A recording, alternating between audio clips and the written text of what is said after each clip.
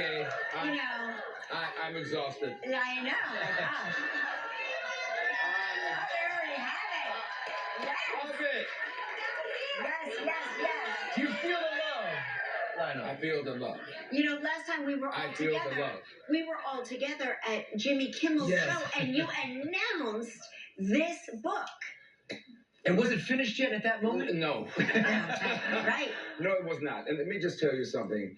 It started out as a wonderful thing to do. Mm-hmm. And then it got really hard. Mm-hmm. Because you have to finish something. Yeah.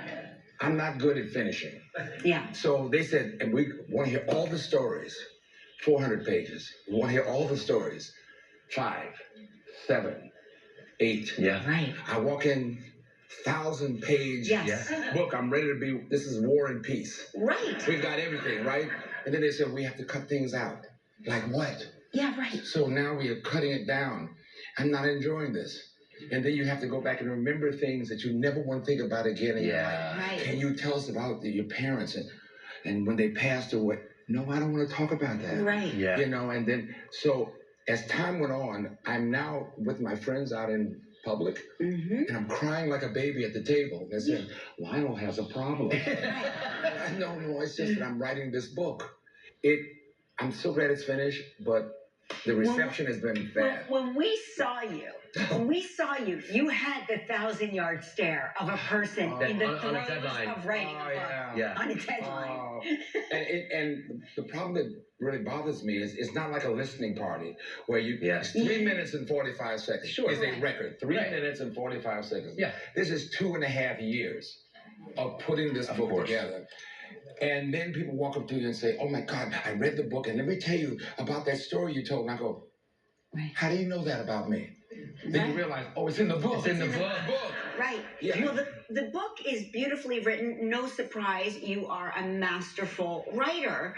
But do you take us back in time a little bit about, I know your parents were really all about the education, and when your child chooses a career in music, you're like, what have we done? Yes. Why? Yeah, well, how did we face Were they supportive? Well, all parents want the kid to go to school and come back a doctor, a lawyer, whatever it is that we're going to be successful. That's my son. And I showed up at the house freshman year with a group of guys with an afro like this who wanted to wear platform shoes.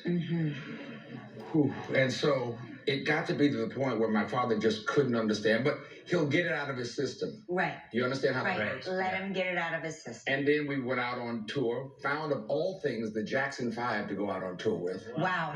Right? Everybody's this big. Yes, right. Right. And the bug hit. In other words, wow. Of course, we opened at Madison Square Garden. Yeah. Incredible. So all of a sudden, it's not a club anymore. This is serious business. Right. And it's not a phase. It's not a phase. And then we watched Michael, and they were bumming money backstage to pay for the limo. I'm being honest. And then at the end of the show, they made $200,000. And I said, I don't know what business this is, but I'm in this business. Yes, right. And then you keep going, and finally you realize there's so much here. So my next thing is I now drop out of school. Ooh. In my senior year. No.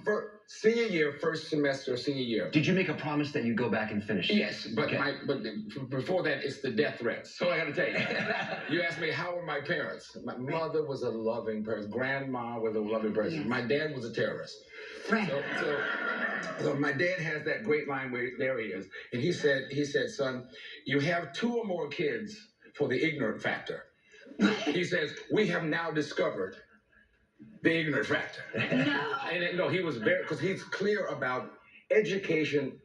Born and raised on a university campus, it's about education. That's correct. Right. Yeah. So I'm talking about, come on, right? Right. Not rock and roll. Now, let me tell you when all that changed. The check came in to my dad's house, and I heard my father go, it's the job of a parent to stand firmly behind the child